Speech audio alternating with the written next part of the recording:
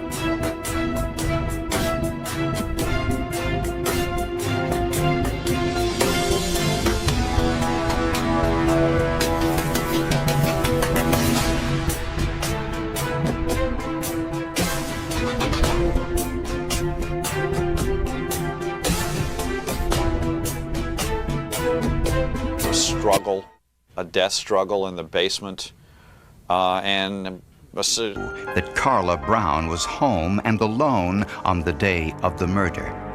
And who would have felt free to spend so much time in the home cleaning up and staging the scene? Ansay. The autopsy report on Carla Brown indicated death by strangulation. Although she was found nude from the waist down, there were no signs of sexual assault. Investigators were convinced that the killer spent a great deal of time in the house after the murder staging the crime scene. I didn't know Mark very well, although they had dated for a number of years, off and on. And there were times in their relationship that it wasn't great. But she seemed to always be crazy about him anyway. Other leads. Police asked the FBI for a psychological profile of the killer and turned to FBI behavioral analyst John Douglas. In my research, we began to break down crimes by disorganized and organized. Disorganized means extremely sloppy, carelessness on the part of the offender. The crime could be very, very impulsive. Organized means that there's a high degree, a high level of criminal sophistication on the part of the subject. To Douglas, this crime scene was disorganized, an indication that the killer was inexperienced and probably had never killed before. He came to the home with no intention of committing murder, but did so after some sort of confrontation or rejection. Since he spent so much time inside the home, Douglas believed that he was familiar with the victim and her routine and might be living in the neighborhood or very close by. Douglas said the killer was an unmarried white male in his mid to late 20s, high school educated with a sloppy appearance. The use of electrical cord to tie the victim's hands indicated the killer had taken shop classes or had interviewed the murderer, and that he was capable of passing a polygraph test. And then it got kind of spooky. I mean, I was sitting there and I wasn't sure I was believing what he was saying after a certain point. He started talking about how this individual would react and what kind of vehicle he'd talking about. A Volkswagen. There was a high probability this guy would be driving a Volkswagen, and that it would be red or orange in color. This led investigators to focus once again on the two men sitting next door on the day Carla Brown and her fiancé were moving in. But investigators needed more than just a psychological profile. They needed hard evidence. He was hit in the head with. This TV tray was lying on the floor within 3 foot of the victim, where she had probably been on the couch, but I had missed it. The tray tables were still in storage, untouched in the 2 years since the murder. In an extraordinary piece of luck, microscopic traces of blood and hair still present on the tray table. And what Dr. Campbell said next was even more revealing. He says, "What about the bite mark?" And I said, "Bite mark? What bite mark? What are you talking about?" When we looked at the photograph and went ahead and enhanced it and magnified it, present on the shoulder was a bite injury on the shoulder. And by looking at that bite injury, you could actually pick out individual teeth all the way across. I mean, I'd trade that for 5 eyewitnesses anytime. So eyewitnesses can make mistakes, things like fingerprints don't. And it was my understanding that bite marks properly preserved with an identified defendant.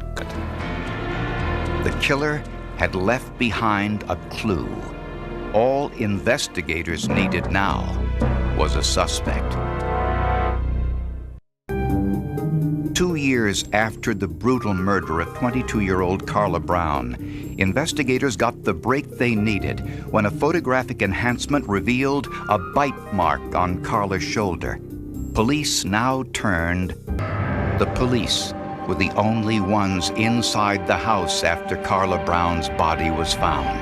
And that was a shock to us as police officers because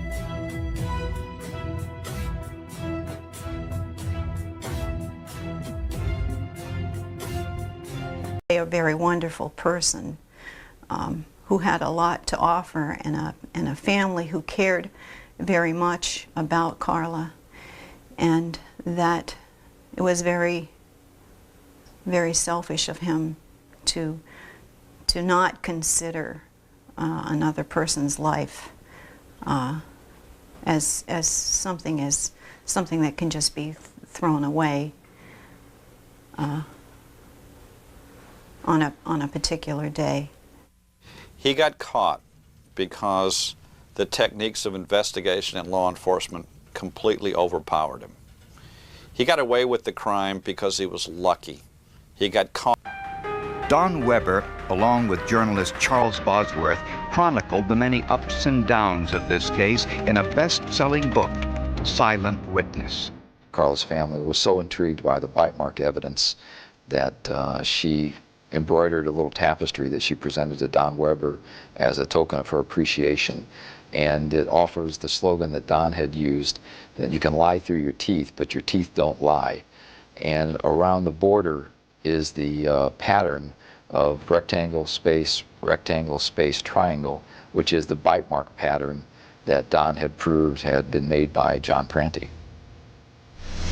On the morning of February 20th, 1989, something terrible happened to Janice Johnson, a 35-year-old housewife and mother of 2 children.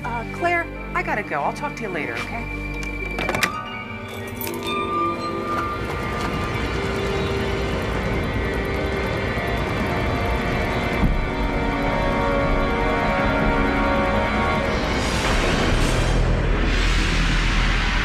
investigation into that morning's events would raise questions that persist to the... Clayton and Janice Johnson lived in the tiny coastal fishing village of Shelburne, Nova Scotia. It's a close-knit community where townspeople all know one another. For the Johnsons, Shelburne was the ideal place to raise their two young daughters, 11-year-old Darla and 9-year-old Dawn. We had two lovely girls, and perfect as far as I was concerned. We were always together. Like you can ask anybody around the community, whenever they've seen us, the four of us were usually always together. Very, very rarely we ever went anywhere individually. Clayton was an industrial arts teacher at the local high school. Janice was a homemaker. The Johnsons were a deeply religious family and very active in their church, volunteering much of their free time to church activities. We were always out visiting people and doing this and that. My mom was the type of person that she didn't like to just sit around and do nothing, so we were always busy doing something. And we never went anywhere without doing it as a family.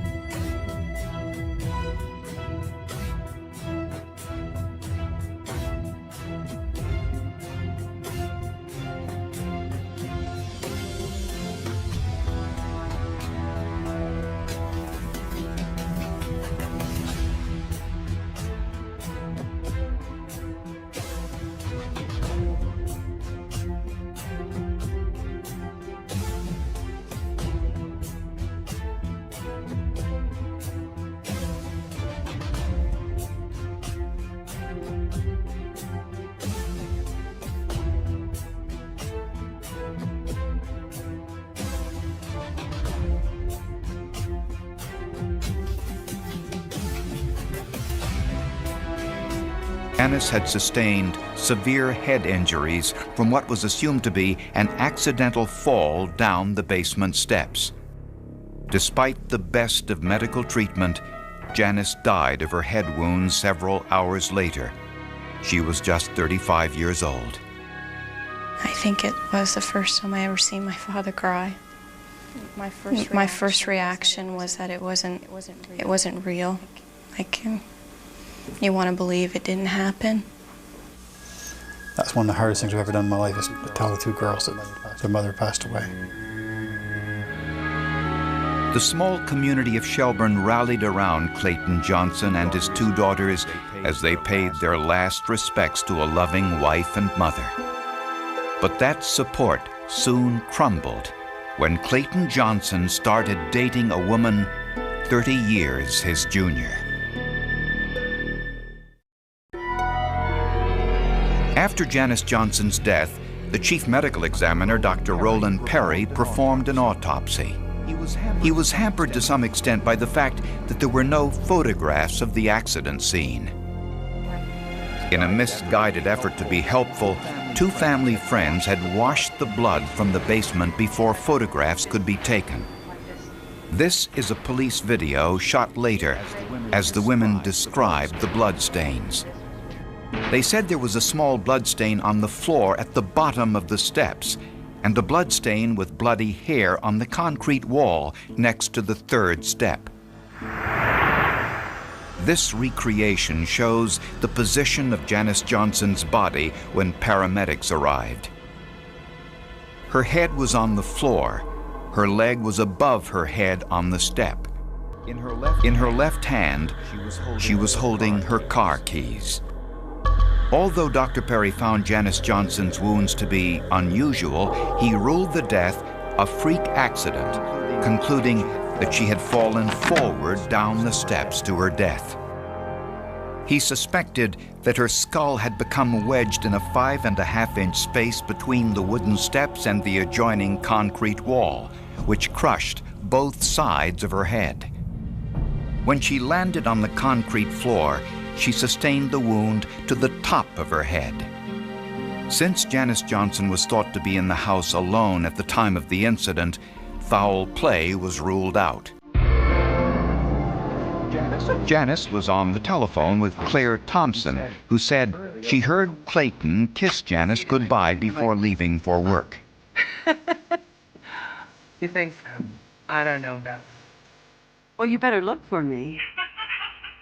Claire Thompson said they talked for 10 minutes and that the call ended around 7:50. Oh, sure. Okay, talk to you then. Bye. Witnesses saw Clayton Johnson at the gas station at the same time. A minute or two later, a neighbor found Janice in the basement and called paramedics. The call was logged in at 7:52. That was, so to speak, the end of that. Of course, Clayton and his daughters had to deal with the great loss that they had suffered. It was only after some 18 months had passed that Clayton really made what might be called a dreadful mistake. Clayton Johnson's mistake was to fall in love. Soon after Janice's death, Clayton started dating and later married 22-year-old Tina Waybritt. She was a member of the Johnsons' church and was 30 years his junior. In the close-knit conservative community of Shelburne, this new relationship raised a few eyebrows. Police also discovered that Clayton Johnson had purchased a $120,000 life insurance policy on Janice 2 months before she died. A background check revealed that Clayton Johnson was also having financial difficulties and that utility services were sometimes cut off in their home for non-payment. And pretty soon, fact became confused with rumor, rumor with fact, and the more people talked, the more people wondered whether this lovable teddy bear Clayton Johnson was a wife killer. So police decided to reopen their investigation into Janice Johnson's death. Homicide investigators went back to re-interview the woman who cleaned up the blood after Janice Johnson's death. To their surprise, 2 years later, one of the women recalled seeing more blood in the basement than she originally reported. On the walls, across the length of the floor, and on piles of lumber along the far wall. Investigators took this new information, along with the autopsy photos, to two of Canada's most respected pathologists. 3 years after his wife's death, Clayton Johnson was arrested and charged with first-degree murder. Johnson pleaded not guilty to the charge. Prosecutors introduced the new blood-spatter testimony and also raised the issue of Johnson's new love interest. Clayton Johnson was on trial for events that happened after the accident. He was on trial for the insurance monies that he collected. He was on trial for this new girlfriend that he had move in with him.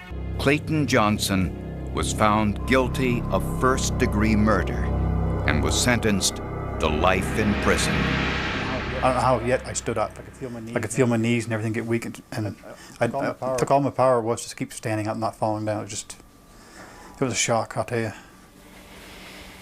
Have you ever felt like you were reading a book?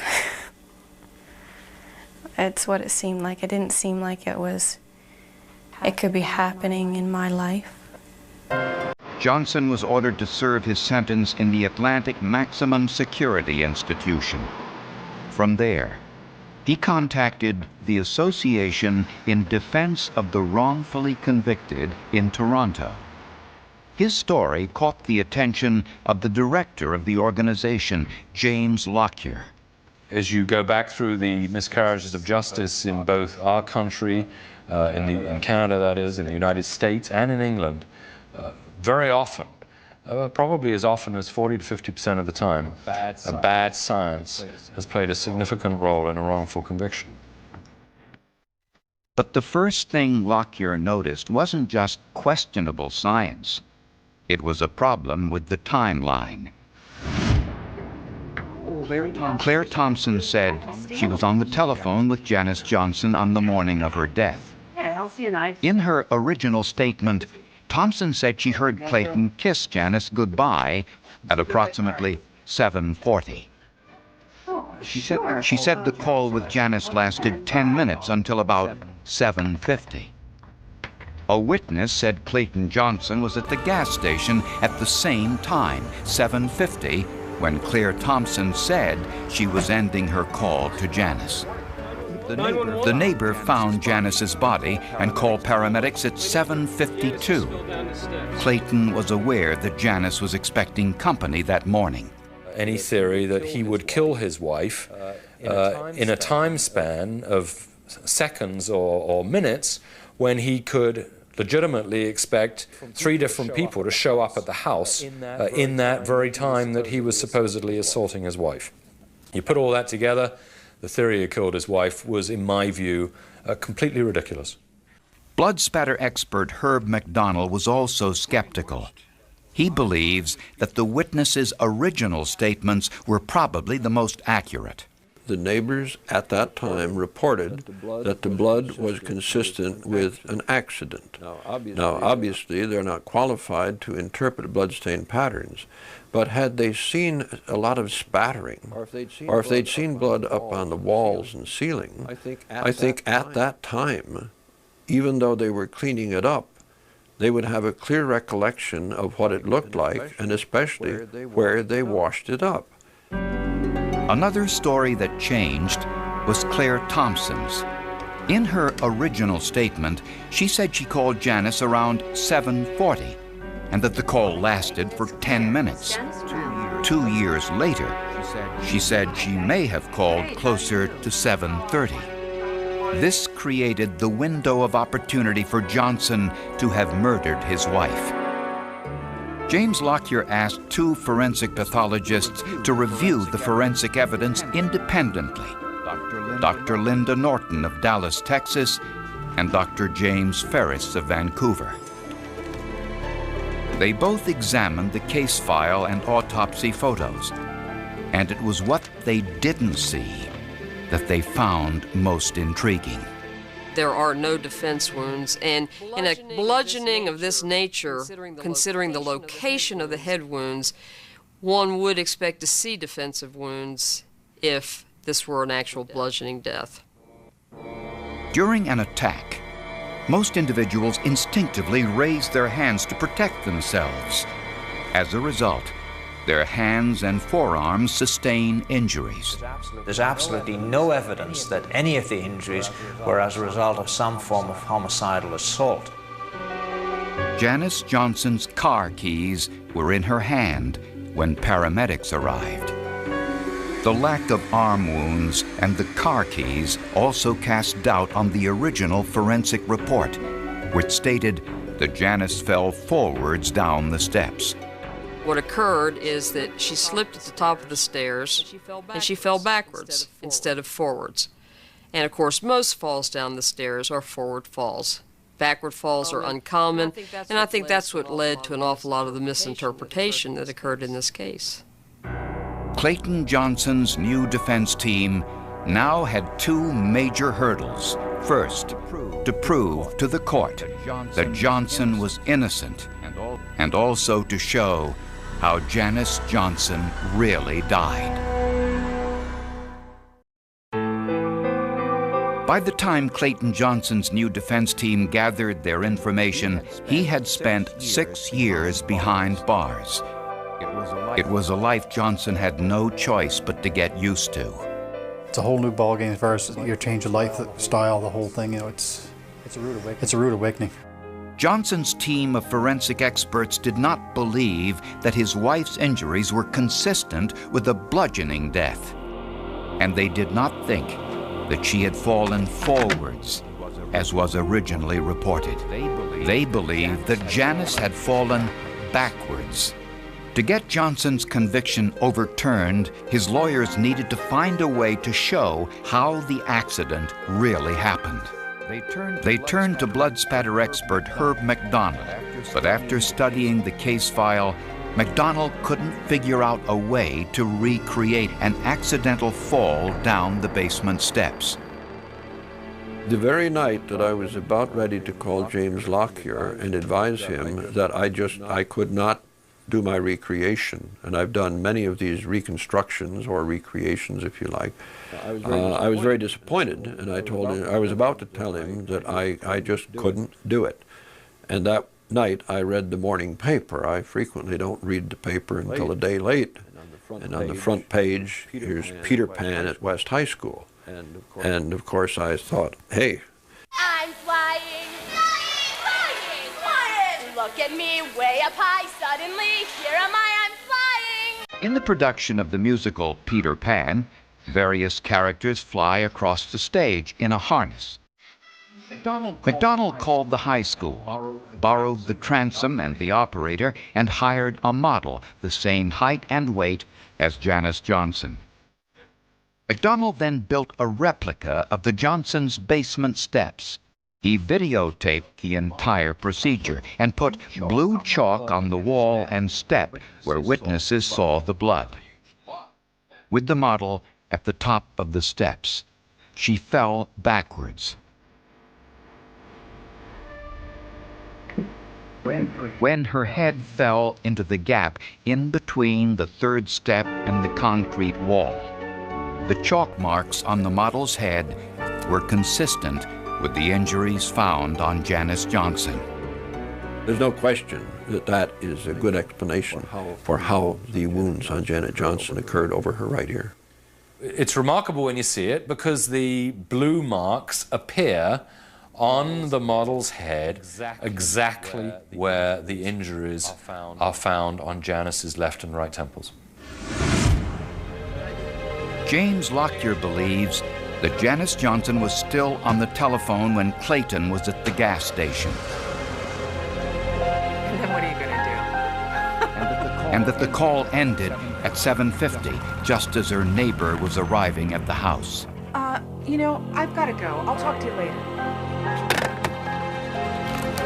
She grabbed her car keys, ran up the steps, and lost her footing.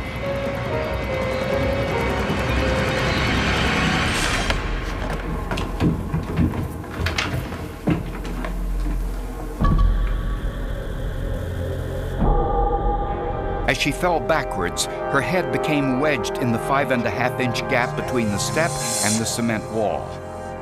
Her feet pulled her head from the gap, flipping her body over onto the basement floor, producing the gash found on the top of her head.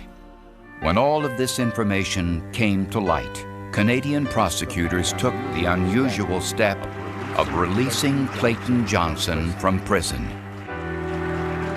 He had spent 6 years behind bars. I'm just very happy to be back with my family. I'm very pleased with the decision of Justice Freeman. And I couldn't ask for a better legal team than what I've got. And I just want to get back with my family. I'm really happy right now because that means my dad's actually going to see me graduate. I've got my father back in my life. Although authorities have made no final decisions about the case, and there's always the chance of a retrial, many believe it will simply be dismissed. For a crime forensic experts say didn't happen, 6 years in prison is enough. Oh, that's quite right, indeed. Clayton Johnson wasn't convicted of a murder that he didn't commit. He was convicted of a murder that never happened. We've made an error, so once you recognize you've made an error, you do the best you can to rectify it. And the best way to rectify this case is simply to acquit this man, exonerate him, and let him go on with his life. I was getting all different opinions as far as, the justice system is concerned. Because, I've always been brought up right from the time I could more or less walk around that, the police were your friend, that you held them on a certain level.